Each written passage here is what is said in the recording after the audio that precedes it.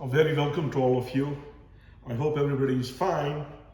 And today I understand that students have not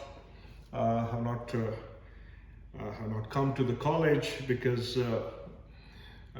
maybe the festivals are coming. And I thought, let me make an intervention here at least, so that I can meet you in your homes, and you can proceed on that. We are talking about the low dimensionality physics, and in low dimensionality physics, what we have already done is we talked about an idealized quantum wire. So, talking about the low dimensional physics, when we go on discussing this mode of science, what we keep in mind always is we keep in mind the dimensions of the sample.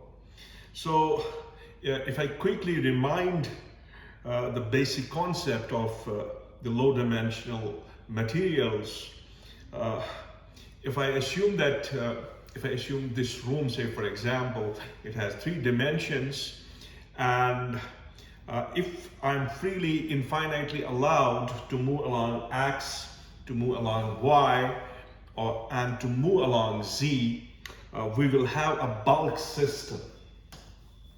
So in that case, we will have a bulk. Okay, I'd like to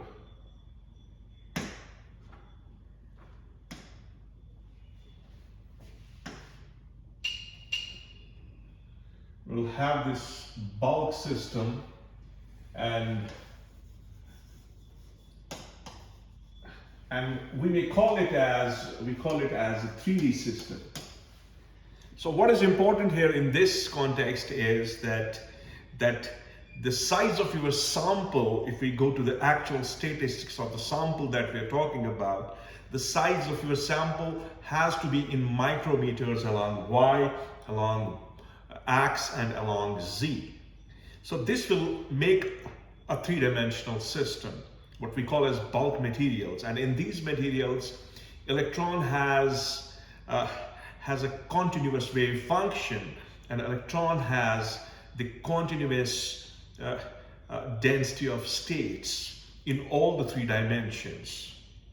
And we can also say that under these circumstances, when all the 3 dimensions are in micrometers, the electron is never going to see the boundary of that sample. So that is what makes the materials as bulk materials.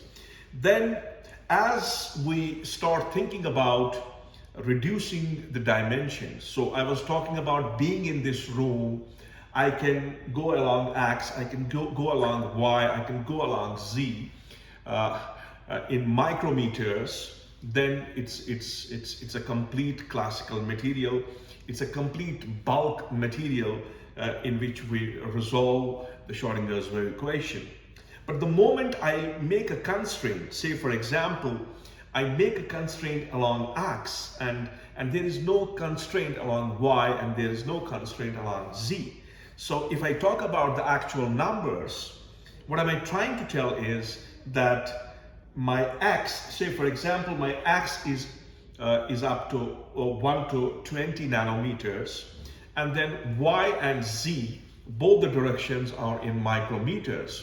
So if that is the case, so if I take X in 1 to 20 nanometers, what we have, and Y, we simply take it into micrometers, and then Z, we take it into micrometers, and this is going to make my sample as a 2-dimensional quantum well. 2-dimensional quantum well, and we have already talked about an idealized 2-dimensional quantum well. We have discussed it, and we have talked about the very density of states equation that we obtained in our previous discussion, and where we found a stair kind of structure for the density of states for the quantum well. So now another category is that you have the same situation, but now if I constrain my x to 1 to 20 nanometers and y to 1 to 20 nanometers and z in micrometers. So what am I choosing? I'm choosing x in nanometer scale. I'm choosing y in nanometer scale for both from 1 to 20 nanometers and z in micrometers. And z in micrometers. Now your system is becoming a quantum wire. Now here we are talking about the quantum wire, and we will be choosing an idealized quantum wire. So what you will be expecting here is, if we think about this problem now, your particle, you have a one-dimensional electron gas, because the electrons they have to face the surface along x, they have to face the surface along the y, but the electron will never face any surface along z. So the wave vector for the electron in the z direction for the domain that I have talked about here, it will be a continuous kind of thing. And on the other two sides that we talked about, the x direction and y direction, where we have this constraint of boiling down this system to a scale of nanometers, we are expecting a complete quantization for the energy of this electron along x and along y. So there will be quantization in the two dimensions where there is where the material is having a scale of nanometers, but the scale of micrometers, which falls in the framework of bulk materials here, will lead us to the continuous energy associated with this electron, which is allowed to move only in one dimension. So the case is quite resembling with that of the quantum well, because in quantum well what we had x and y, both were infinite for the electron. It was a two-dimensional electron gas, and you had chosen a constraint only along the z direction. So x and y of the sample, they were of the order of micrometers in case of quantum wells, and the z dimension is of the order of nanometers. But here, what we are talking about is, we're talking about the quantum wire. So quantum wire, what we have is, you have constrained the motion of electron along the two domains, and there is no constraint for the motion of these electrons along one dimension. And this is what makes a quantum wire. This is what makes a one-dimensional electron gas. And obviously we will have a mixed solution for the Schrodinger's wave equation. So if I think of Schrodinger's wave equation, what it will look like is minus h bar squared by 2m, and this is your del squared.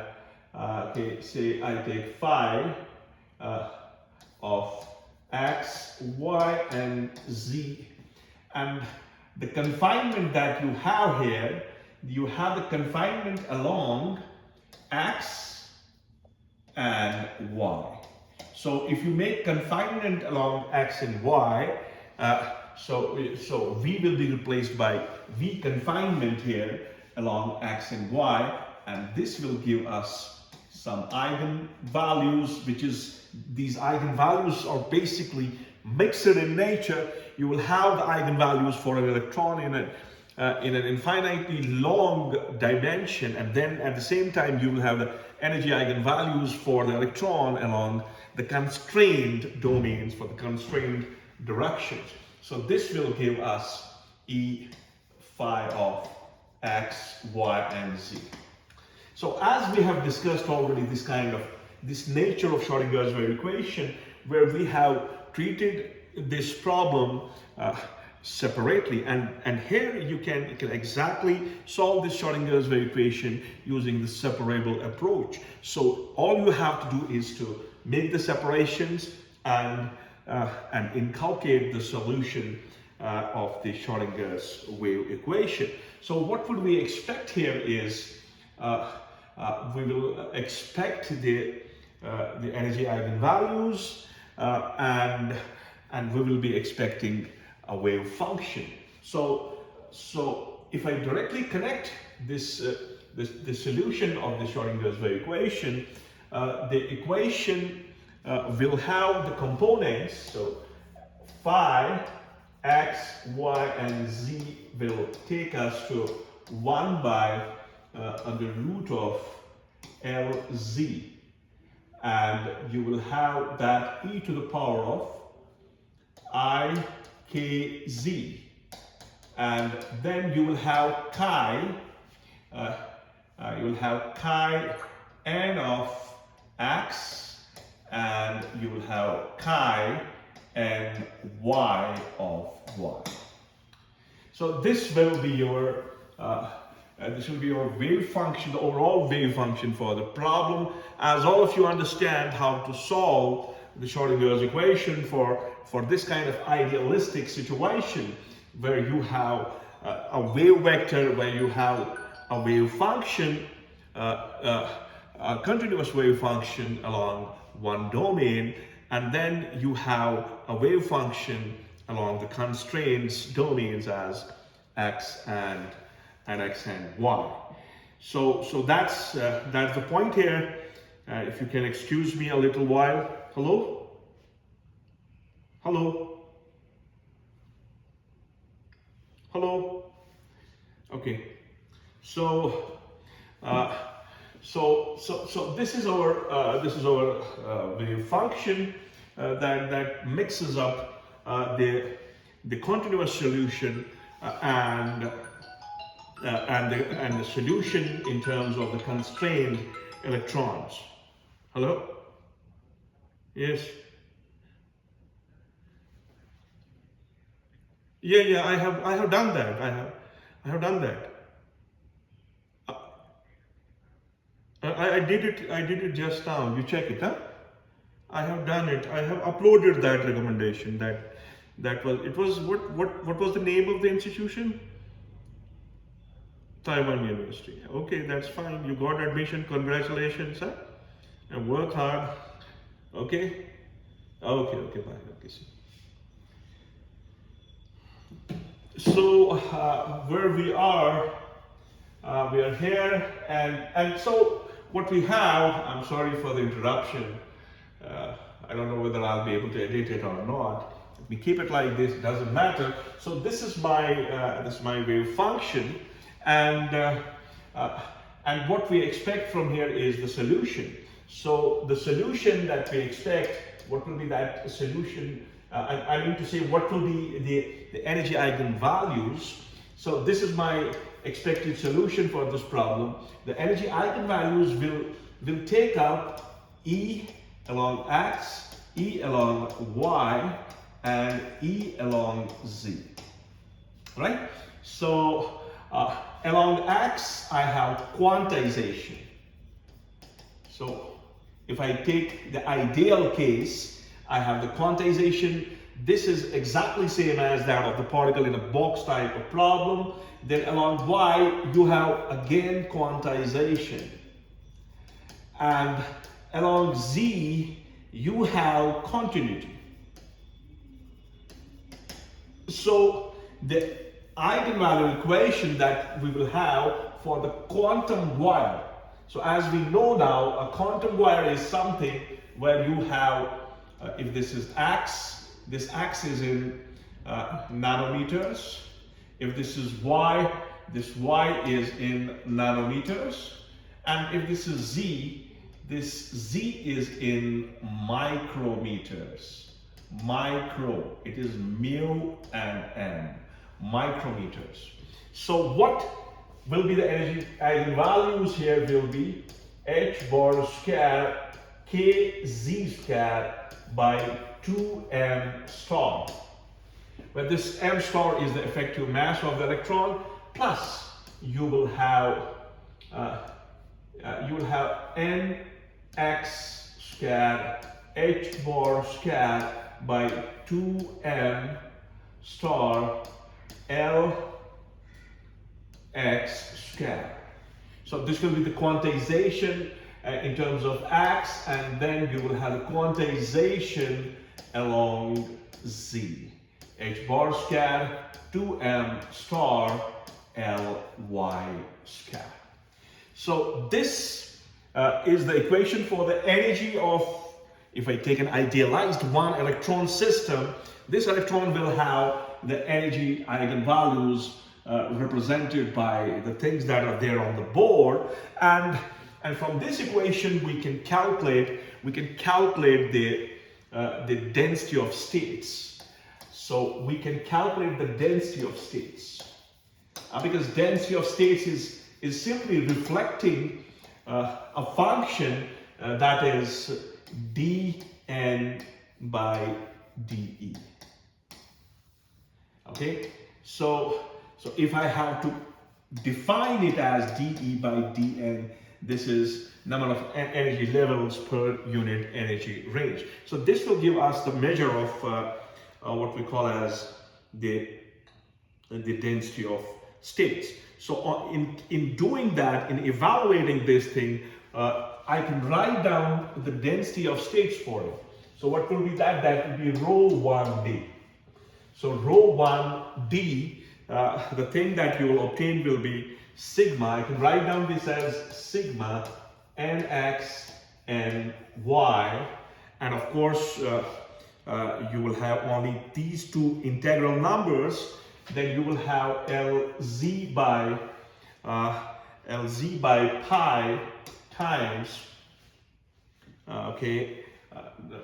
times under root of 2m star by h bar. This is 2m star by h bar, and then this will be multiplied by E minus epsilon nx and minus epsilon ny whole raised power minus 1 by 2.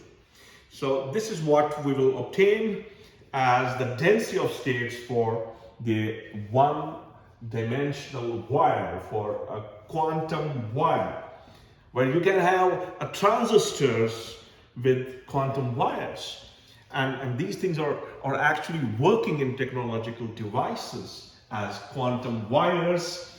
And the examples, we have gallium arsenides and carbon nanotubes. So these are the two important materials where you can design, where you can build, where you can synthesize a one-dimensional quantum wire. So the density of states that we have here, what this density of states is reflecting is that what you will be obtaining here is the nodes. So in case of quantum well, what we obtained for quantum well, we had a stair kind of thing. We had a stair kind of thing. Okay, for that constrained motion, and then we had a continuity for non-constrained motion. But here, in case of quantum wire, what you will be obtaining is you will be obtaining the nodes. You will have a node. So you will have a node. So you will have a node kind of thing, and you will be, when you are obtaining these nodes, that means you have to reflect this reality that you are looking for the materials which are acting as quantum wires.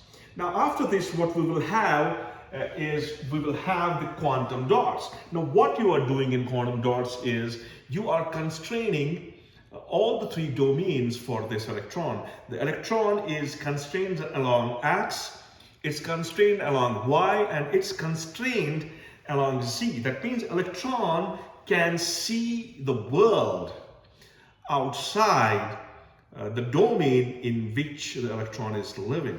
So what I'm trying to tell here is, so this was your density of states for 2D, and this will be your density of states for 1D. So what you have now is you have constrained the motion of this electron. If this is X, this X is in nanometers. If this is Y, this Y is in nanometers. And if this is Z, this Z is in nanometers. So if I call this X, if I take this Y, if I take this Z, so what you are making basically is you are making an ideal quantum dot. Quantum dot. And you may also call it as a zero-dimensional material. So what you have till now is you have a three-dimensional material, and three-dimensional material is basically the bulk material. And for this material, we have all the three axes in terms of micrometers. Then you have two-dimensional material, and this two-dimensional material makes quantum well kind of problem. So it makes a quantum well problem.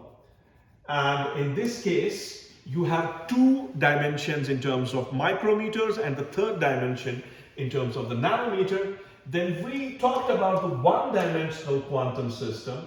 And in this, what we obtain the nodes.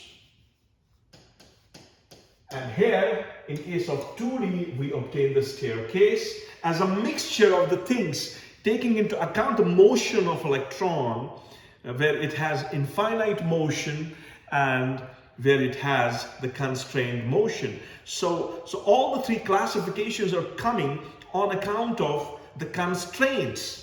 It is where the constraint is of the order of the nanometers, your scale is going down and your material is purely matching with the basic laws of quantum mechanics. So now what we have is the zero-dimensional. So for zero-dimensional, what we also call as the quantum dot, what you have here is all the three axes of the sample are of the order of nanometers, and this is what makes the quantum dots. And you will have the similar analysis, but you know here exactly that your problem is like the particle in a box in a 3-dimension.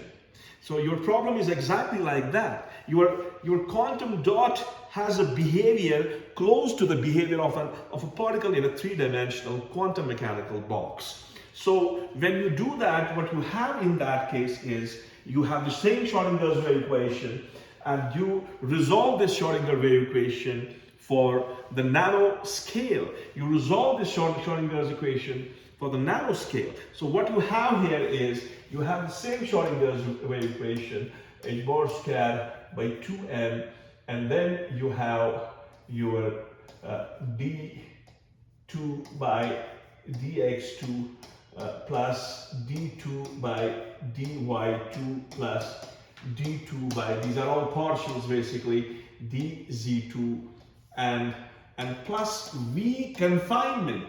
Now v confinement is along x, y and z. Okay, if I choose a function, say phi of x, y and z, and this will lead me to the energy eigenvalues as E phi of x, y and z.